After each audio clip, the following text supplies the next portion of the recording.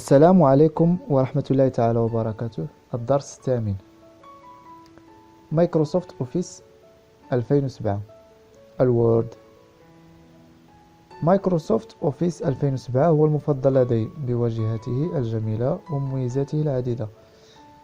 أول شيء أتكلم عنه هو الواجهة، فهي تتكون في الجهة العليا من زر دائري يتيح لنا إمكانية فتح ملف جديد أو ملف موجود أو تسجيل الملف الحالي أو طباعة المحتوى وخدمات أخرى أنتم في غنى عنها. وهناك أيقونات صغيرة بجانب الزر الدائري، وهي لتسهيل التسجيل أو الفتح أو الرجوع عن عملية، ويمكن إضافة أيقونات أخرى كما نريد وحسب احتياجاتنا، ويمكن إزالتها بطبيعة الحال. وهناك أيقونات عديدة مقسمة إلى مجموعات حسب وظيفتها،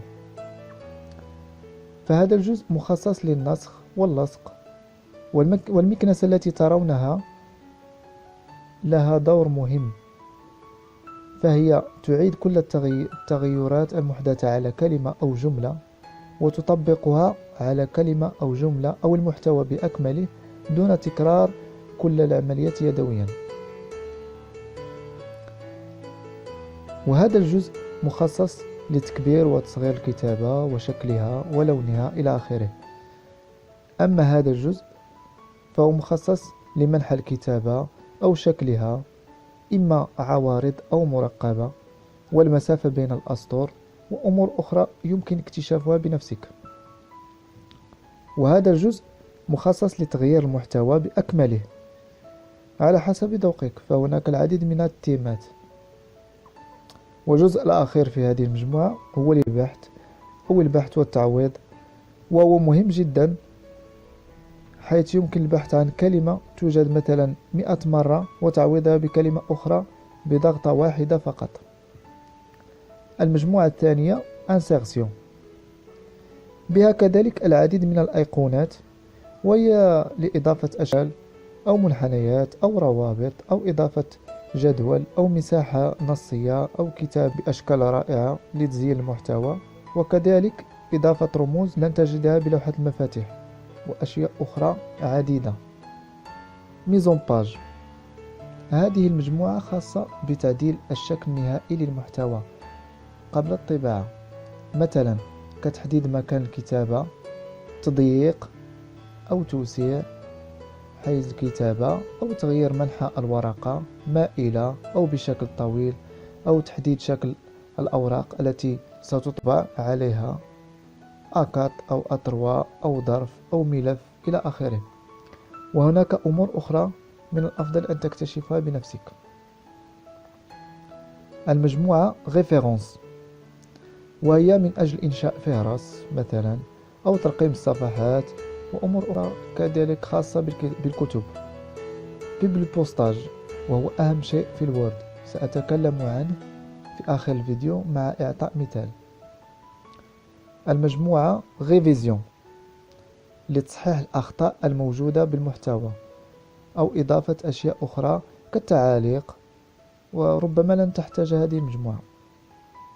المجموعة الأخيرة أفيشاج، خاصة بتعديلات المحتوى حسب ما تريد، مثلا كرؤية المحتوى على شكل كتاب أو كتابة عادية أو تصغير أو تكبير الصفحة إلى آخره.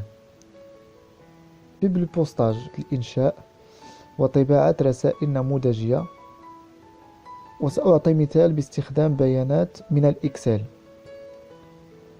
مثلا نريد طباعة ورقة تعريفية لكل موظفي الشركة، ولدينا ملف إكسل به معلومات عن الموظفين، نستعمل بيبلوبوستاج لتسهيل المأمورية، مثلا المعلومات المأخوذة كالاسم، النسب، العنوان، الهاتف إلى آخره. إليكم المثال التالي. لقد قمت بإعداد ملف إكسل وهو على هذا الشكل، جدول يعني به المعلومات الموظفين، مثلا الاسم، النسب، الهاتف، العنوان، وهو الذي سنقوم بربطه مع الوورد، وسيكون لنا السطر الأول كمرجع. إذن سأذهب إلى بيبلوبوستاج، وكما ترون هذه الأيقونات لا تعمل لأننا لم نربط ملف إكسل مع الوورد بعد. سأقوم أول شيء بتحديد شكل البيبلي بوستاج الذي سأعمل عليه، مثلا رسالة أو ظرف، أو وأنا سأقوم باختيار اتيكيت ذات الأبعاد الصغيرة، مثلا هنا بطاقة تعريفية.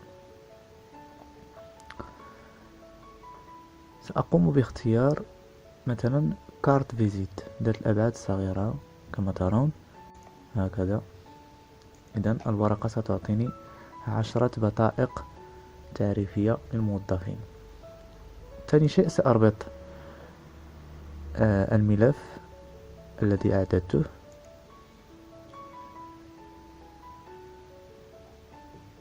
هكذا سأذهب إلى الملف،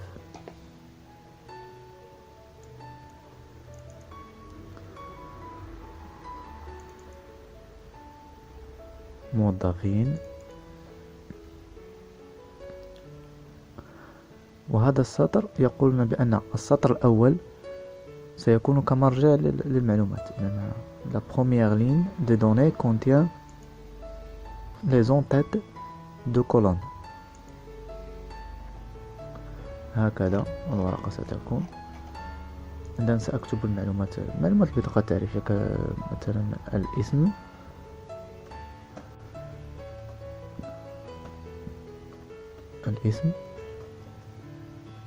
النسب،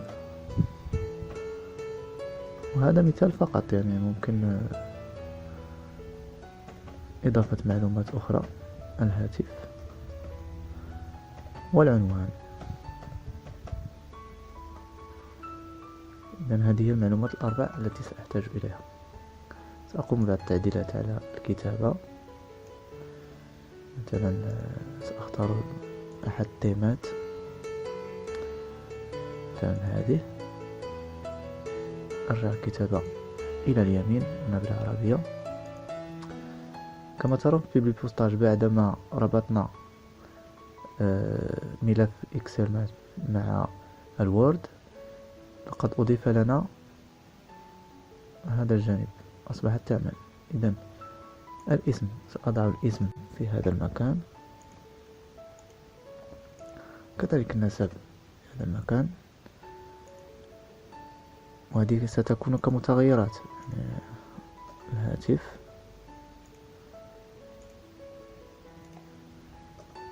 العنوان. سأقوم بميتر أجور كما ترون بطائق فارغة، ويمكن رؤيتها قبل الطباعة. كما ترون البطائق التعريفية جاهزة للطبع.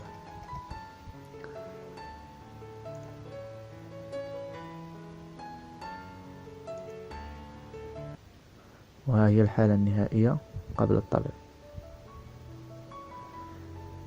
إذن هذا المثال هو مثال بسيط للبيبلي بوستاج، ويمكنكم إنشاء رسائل إلى جميع الموظفين أو أمثلة أخرى. هنا تنتهي هذه الحلقة.